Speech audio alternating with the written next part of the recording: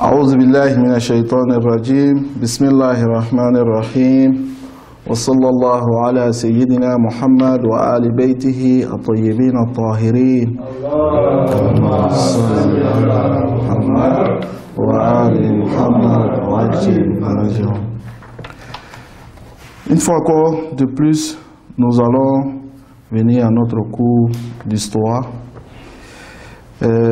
Alhamdulillah, hier j'ai parlé un peu de Ghazwat, de la guerre de Badr et la guerre de Khaybar. Mais à vrai dire, avant la guerre de Khaybar, je devais parler de la guerre de Uhud.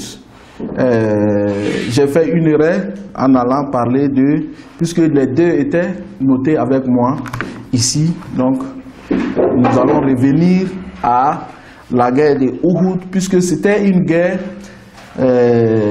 très importante en islam. Est-ce que vous voyez? Je vous ai dit qu'on ne pourra pas faire l'analyse de tous les faits historiques pendant la vie du prophète Muhammad sallallahu alayhi wa alihi. Mais il y a des faits qui sont très importants que nous allons nous arrêter là-dessus. Et après cela, Inch'Allah, Yahya, vous aurez le temps de lire votre livre en détail et les comparer avec d'autres récits historiques pour arriver à des conclusions palpables. Donc, on l'a dit beaucoup hier que le prophète Muhammad sallallahu alayhi wa alihi étant dans la ville de Médine après son émigration de la Mecque à Médine, vous allez voir un progrès dans les enseignements islamiques. Même si, selon le récit historique, la prière était déjà obligatoire, vous aurez d'autres enseignements encore qui seront enseignés au prophète Muhammad sallallahu alayhi wa alihi, et que le prophète à son tour va enseigner les croyants pour qu'ils l'appliquent. Il y en a quotidiennement comme les prières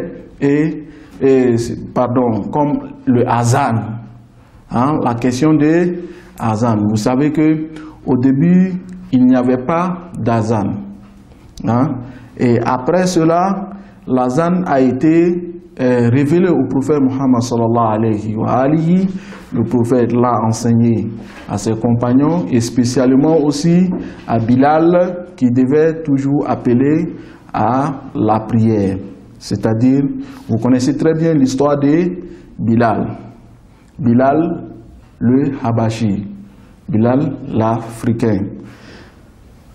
Donc, compte tenu de cela, vous allez trouver encore d'autres enseignements qui sont aussi, par exemple, lorsque Allah subhanahu wa ta'ala a décrété le jeûne du mois de Ramadan en tant que jeûne obligatoire, et ainsi de suite.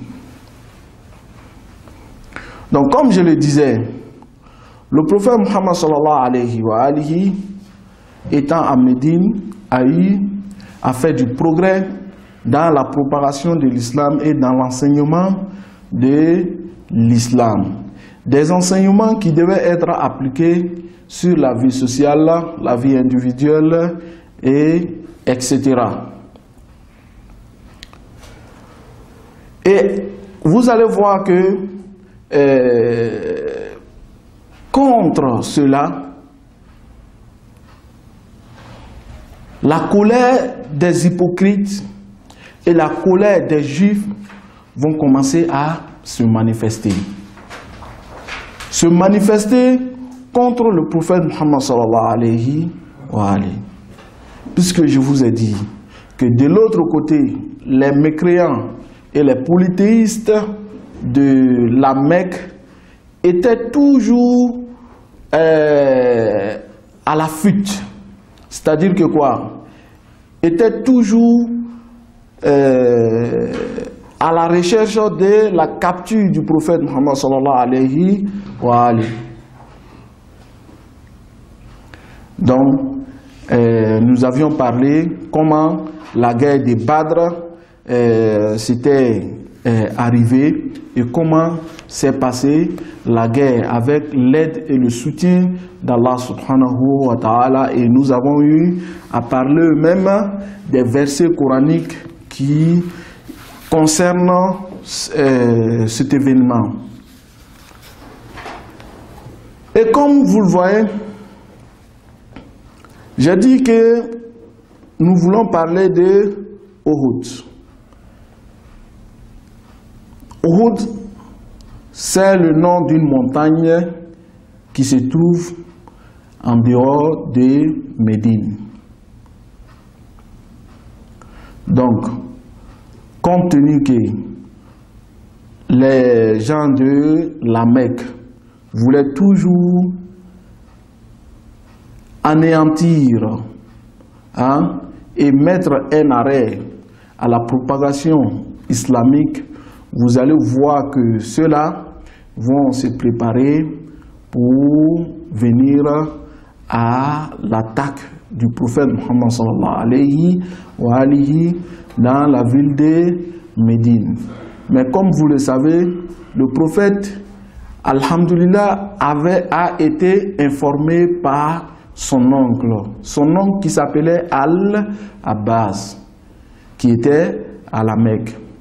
Parce que lorsque ceux-là vont se préparer avec l'intention d'aller attaquer, comme on appelle, la ville de Médine, pour pouvoir mettre l'arrêt à la propagation de l'islam, alors, Dieu merci, l'oncle du prophète Muhammad sallallahu alayhi wa alihi, qui était à la Mecque et qui s'était converti à l'islam sans que les autres ne le sachent, va informer aussi de sa part secrètement le prophète Muhammad sallallahu alayhi wa alihi.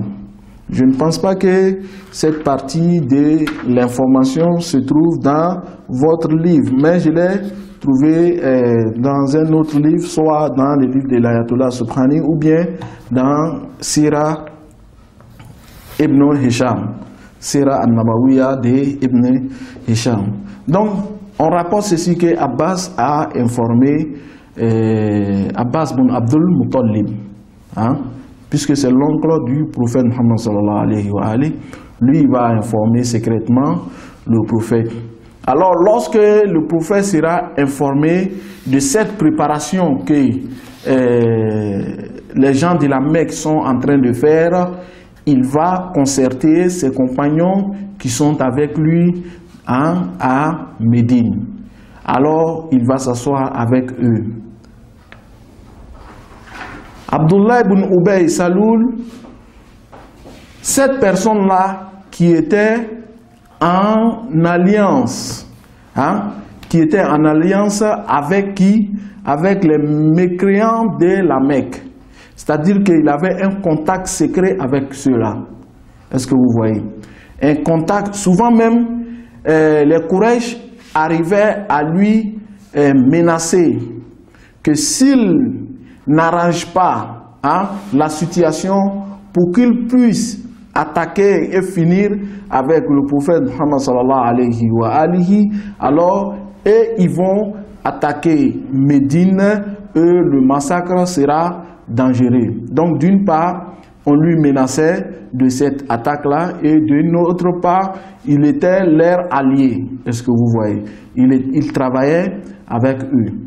Or pourtant, Allah subhanahu, le prophète Muhammad sallallahu alayhi wa alihi, à Médine, il se passait comme étant un musulman. Voilà pourquoi le Coran, lorsque le Coran parle des hypocrites, vous allez voir vraiment qu'un hypocrite, quelqu'un qui a les deux visages, vraiment une personne que apparemment, par son apparence, il est apprécié lorsqu'il parle, sa parole est bien aimée, mais malheureusement, son intérieur n'est pas bon. Est-ce que vous voyez? Donc, c'était le cas d'Abdullah ibn Ubay Saloul. Donc, lorsque le prophète Muhammad sallallahu alayhi wa alihi sera informé et qu'il va demander l'avis de tout le monde, vous allez voir que cette personne-là, ce hypocrite, va donner l'avis au prophète Muhammad sallallahu alayhi wa alihi de ne pas accepter de sortir pour la guerre en dehors de Médine. Qu'il laisse les Mécois venir attaquer Médine. Mais vous allez voir que les autres compagnons ne vont pas apprécier cette idée-là. Ils ne vont pas apprécier du tout cette idée. Puisque lorsque Médine sera attaquée, vous allez voir que beaucoup de choses et beaucoup de dégâts pouvaient être faits. Est-ce que vous voyez? Donc, il était préférable, à leur avis, que l'attaque et la guerre soient en dehors de Médine. Donc, le prophète n'a pas à écouter ici, disons qu'il a choisi l'idée et l'avis de la majorité de ceux qui ont, de ceux qu'il a eu à concerter. Voilà pourquoi, lorsque ces mécréants vont venir se placer, où ça? À la rentrée de Médine, c'est-à-dire à côté de la montagne de Uhud, alors le prophète Muhammad sallallahu alayhi wa alihi va sortir avec ses troupes. Et lorsqu'il va sortir avec ses troupes, vous allez voir qu'en cours de route, Abdullah ibn Ubay Saloul, ce hypocrite-là, va se retourner. C'est-à-dire qu'il va se détacher de la guerre avec un grand nombre de personnes. Pourquoi? Pour prétexte, en disant que le prophète Muhammad sallallahu alayhi wa alihi ne lui a pas écouté. Qu'il a choisi la vie des jeunes enfants. Est-ce que vous voyez? Donc, pourtant, c'était un hypocrite. Pourtant, c'était un quoi? Un hypocrite. Et même lorsque vous allez vous référer au Saint-Coran, dans la sourate, les hypocrites, sourate al-Munafiqin, c'est Abdullah ibn Saloul, vous allez trouver dans le tafsir, ils vont citer son nom là-bas. Et il serait aussi parmi, disons même, il serait devant la cause de la révélation de quoi? De cette sourate. Donc, vous allez voir, lorsqu'il va se détacher du troupe du prophète Muhammad sallallahu alayhi wa alihi, avec quoi? Par prétexte que le prophète ne lui a pas écouté, alors que lui voulait que la guerre se passait à l'intérieur de Médine. Pourquoi? C'est parce qu'il avait déjà un complot qu'il avait fait avec les gens de la Mecque, avec les Juifs. Puisque les Juifs aussi qui étaient présents à Médine ne voulaient pas du prophète Muhammad sallallahu alayhi wa alayhi. Voilà pourquoi vous allez trouver les Juifs sont beaucoup cités dans les événements de Médine.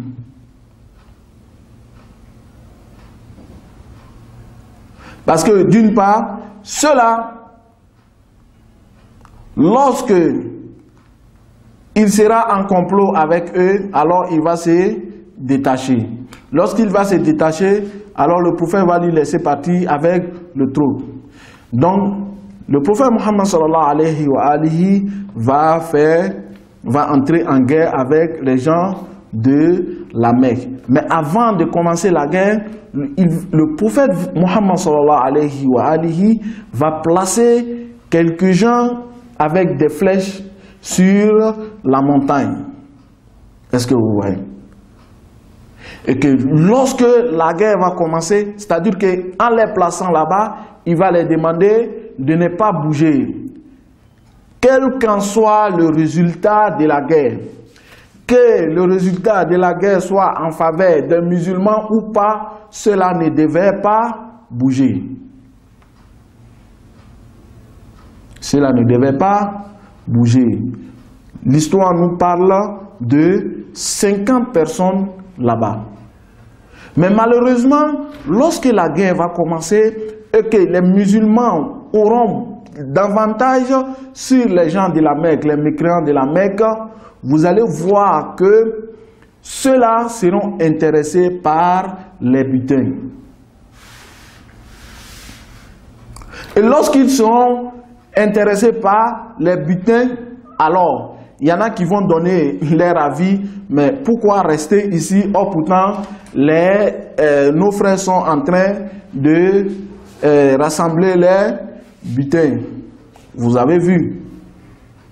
Et c'est quand ils vont laisser leur place que le prophète Muhammad sallallahu alayhi wa alihi avait fixé pour eux de s'arrêter là-bas sans bouger, hein, et que de ne pas bouger, quel qu'en soit le résultat, que ce soit en faveur des musulmans ou pas, qu'ils restent stables là-bas. Mais malheureusement, lorsque ceux-là vont bouger, vous allez voir la stratégie de la guerre va changer. Et que les gens de la Mecque, lorsqu'ils vont voir que seules 40 personnes parmi ceux-là vont bouger et que 10 personnes seulement vont rester, alors ils auront la force de contrarier qui? Les musulmans, et que ces 10 personnes-là seront tuées.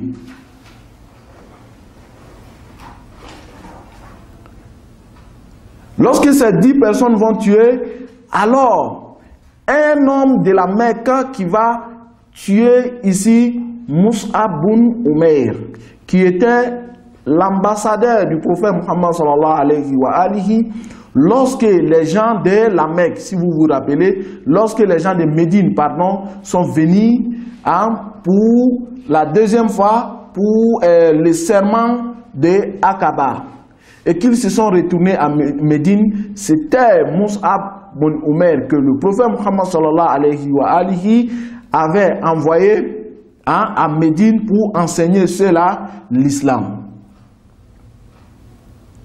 Est-ce que vous voyez? Donc il y a une personne au moment de cette guerre-là qui va arriver à tuer Mus'ab bin Umair. Et lorsqu'il va tuer Mus'ab bin Umair, alors il va penser que c'était le prophète Muhammad sallallahu alayhi wa alihi, et il va se mettre à dire qu'il a tué le prophète Muhammad sallallahu alayhi wa alihi. Dans la version arabe de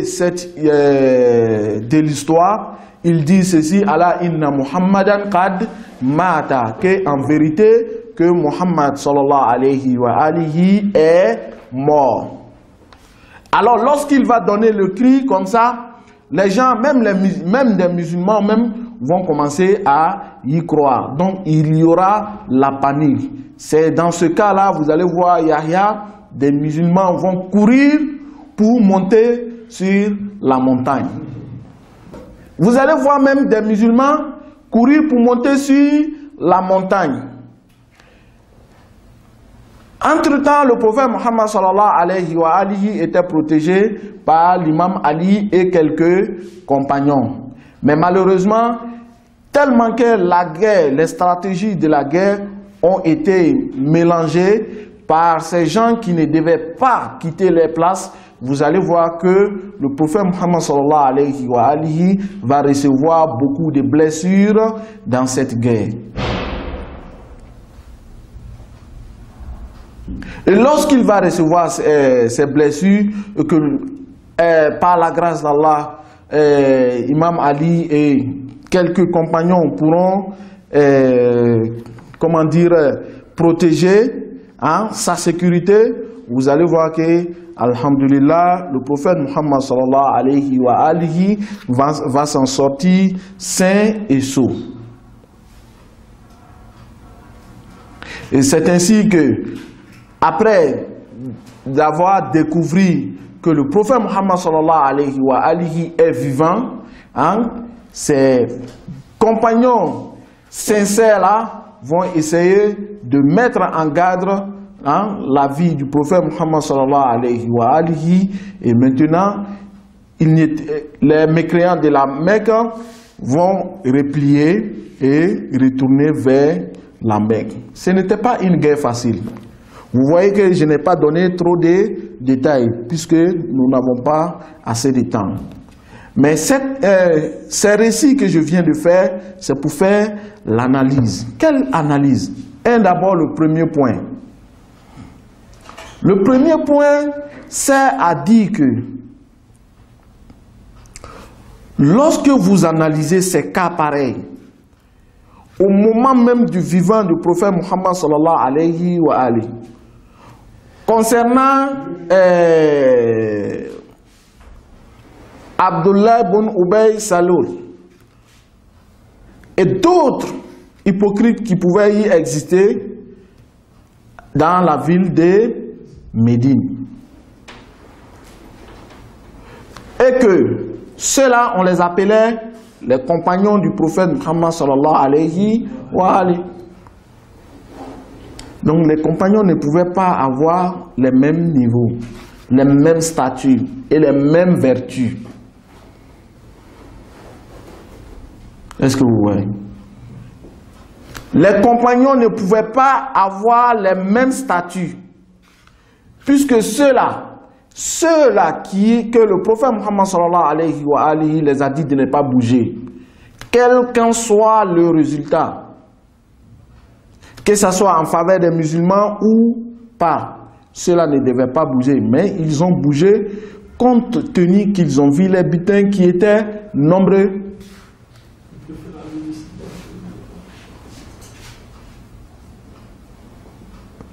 Donc, il y en a combien qui sont restés?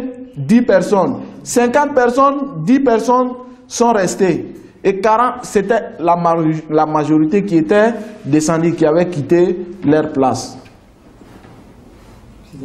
Cela veut dire même déjà qu'on doit se poser la question, est-ce que la majorité des compagnons étaient des sincères, des vrais sincères envers la prophétie de Muhammad sallallahu alayhi wa alihi? Ou bien, posons la question de cette manière, est-ce que la majorité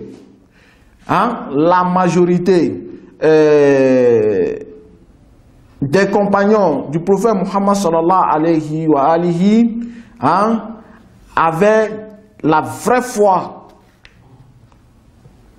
avait la vraie foi, comme par exemple la foi qui est attribuée à quelques personnes parmi ceux-là. Disons qu'ils n'avaient pas le même degré de foi.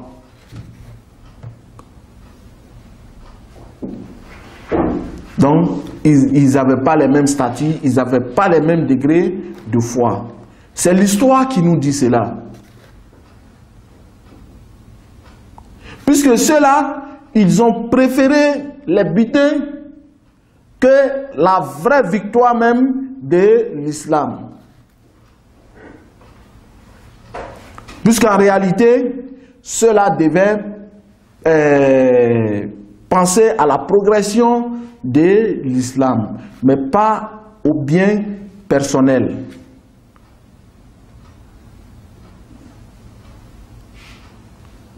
Voilà pourquoi nous disons que la guerre de Uhud est une guerre qui enseigne beaucoup de choses aux musulmans.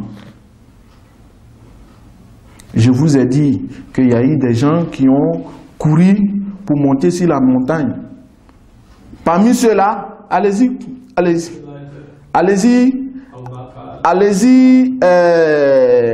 étudier l'histoire qui était parmi ceux-là. Il y a des gens qu'on les attribue qu'ils étaient des héros. Comment on appelle? On les attribue des qualifications pour dire qu'ils étaient des héros en islam. Mais ces jours-là, ils n'ont pas été héros. ignorer les vertus des personnes, mais c'est pour donner l'histoire comme cela s'est passé en réalité, pour qu'on puisse déduire, nous, nos connaissances, pour connaître le vrai du faux.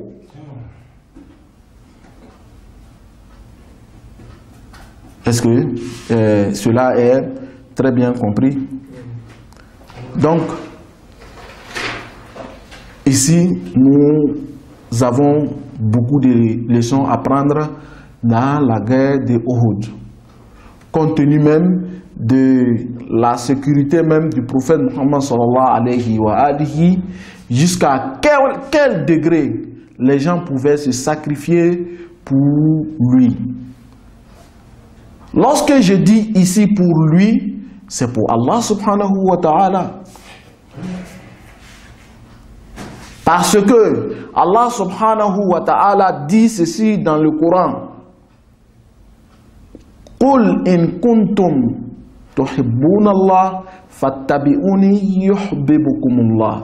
Si vous prétendez, dis-leur que si vous prétendez que vous aimez Allah, alors suivez-moi et Allah subhanahu wa ta'ala va vous aimer. Lorsqu'on dit suivre le prophète Muhammad sallallahu alayhi wa alihi, cela veut dire quoi? Cela veut dire beaucoup de choses. C'est de lui défendre aussi, avec notre âme. Puisque le hadith nous démontre que le prophète, il est le plus cher pour nous, même que nos pères et nos mères. Vous savez très bien que Allah subhanahu wa ta'ala a beaucoup focalisé sur le respect des deux parents. Mais s'il a levé le prophète Muhammad sallallahu alayhi wa alihi au-dessus de tout cela, c'est parce que le prophète Muhammad sallallahu alayhi wa alihi, c'est lui le sauveteur. C'est lui qui va nous amener vers Allah subhanahu wa ta'ala. Donc, voilà beaucoup de choses que la guerre de Uhud va nous apprendre. Et comme je l'ai dit, il y a des événements comme ça qu'il faut essayer d'en déduire. D'en déduire des leçons pour pouvoir connaître la réalité de l'islam et la réalité du prophète Muhammad sallallahu alayhi wa alihi. Donc, pour le moment, nous allons nous arrêter un peu sur ce point-là et le continuer après. Alhamdulillah Rabbil Alamin.